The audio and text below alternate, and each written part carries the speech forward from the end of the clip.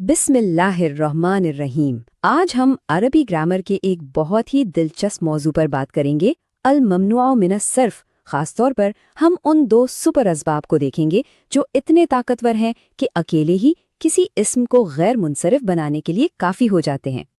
अच्छा, तो कभी ये सवाल जहन में आया है कि अरबी में कुछ अल्फाज ऐसे क्यों हैं जो आप कह लें कि थोड़े ज़िद्दी होते हैं, वो तनवीन कबूल नहीं करते, और जब हालत जर में उन पर कसरा यानी ज़ेर आनी चाहिए तो उसकी जगह फतह यानी ज़बर ले लेते हैं।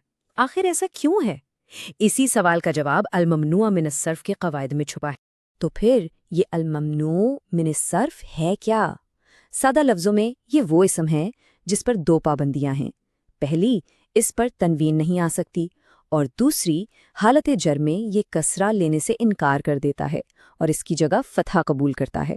बस यही इसकी पहचान है। देखिए, आम तौर पर किसी इस्म को ममनू मिन सर्फ होने के लिए दो वजूहात या दो असबाब का इकट्ठा होना ज़रूरी होता है, लेकिन कुछ असबाब ऐसे हैं जो अकेले ही दो के बराबर हैं। ये इतने कवी हैं कि अगर इनमें से सिर्फ एक भी किसी इसमें पाया जाए तो वो फौरन गैर मुनसरिफ बन जाता है। आज हमारी गुफ्तगू इन्हीं दो ताकतवर असबाब के बारे में है।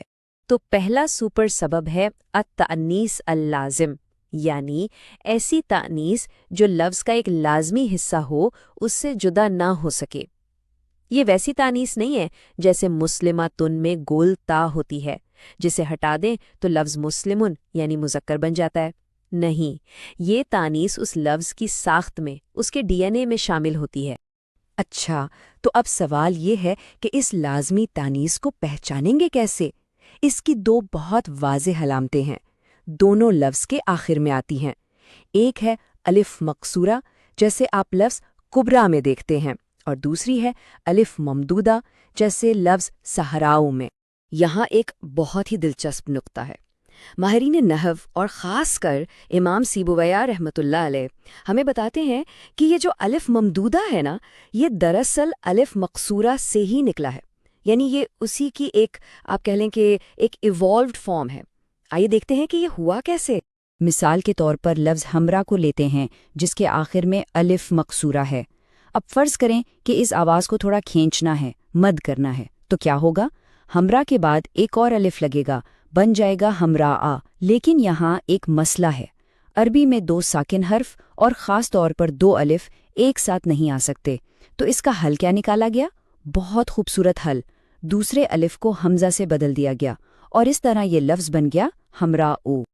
और ये जो शानदार लिसानी हल है ना, ये इमाम सीबेविया रहमतुल्लाह अलैह की तरफ से हमें मिलता है। सुभान अल्लाह, ये उनकी ज़ुबान पर गहरी पकड़ और बसीरत को ज़ाहिर करता है।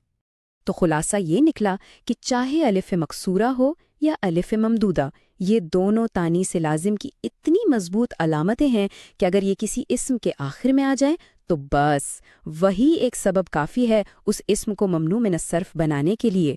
किसी दूसरे सबब की ज़रूरत ही नहीं रहती। चलें जी, अब चलते हैं अपने दूसरे सुपर सबब की तरफ, और वो है सीगा मुंतहल जुमुआ। ये जमा का एक बहुत ही ख़ास, एक बहुत ही मुनफरिद वज़न या पैटर्न है। इसको समझने के लिए एक छोटा सा मुवाजना करते हैं। एक आम जमा का लफ्ज़ है रिजालुन, इसका वज़न है फ़िआलुन। अब ज़रा सोचिए, क्या इस वज़न पर कोई मुफरद लफ्ज़ है?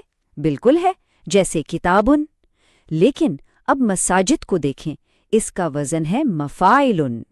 क्या इस वज़न पर अरबी में कोई मुफरद इस्म मिलता है? नहीं, कोई नहीं मिलता। यही सीगा मुंतहिल जुमू की खासियत है।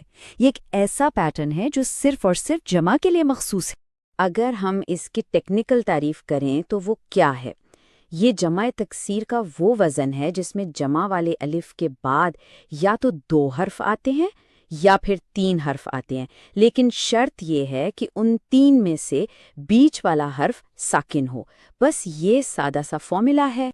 तो इसकी पहचान के दो तरीक़े हो गए। पहला पैटर्न, अलिफ के बाद दो हर्फ, जैसे मसाजिदू में अलिफ के बाद जीम और दाल। दूसरा पैटर्न, अलिफ के बाद तीन हर्फ और बीच वाला साकिन, जैसे असानीदू में अलिफ के बाद नून, फिर या साकिन और फिर दाल। जब भी जमा का कोई लफ्ज़ इन दोनों में से किसी एक पैटर्न पर हो, वो फ़ौरन ममनू मिन सर्फ शुमार होगा।